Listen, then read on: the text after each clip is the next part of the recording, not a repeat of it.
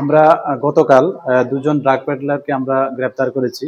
Actually গত September মাসে 15 তারিখ আমরা একটা বিএসএফ এর সঙ্গে একটা জয়েন্ট অপারেশন করেছিলাম, যেখানে 102 কেজি গাঁজার মতো আমরা উদ্ধার করেছি একজন এমডি মুস্তাফা ওনার কাছ থেকে। তো আমরা ওই দিনেই একটা এনডিপিএস দ্বারা মামলা নিয়েছিলাম, যেখানে এমডি মুস্তাফা গ্রেপ্তার হয়েছিলেন, যার বাড়ি কমলনগর কৃষ্ণদুলাতে। তো এই কেসের সূত্র ধরে আমরা গতকাল দুজনকে গ্রেপ্তার করেছি।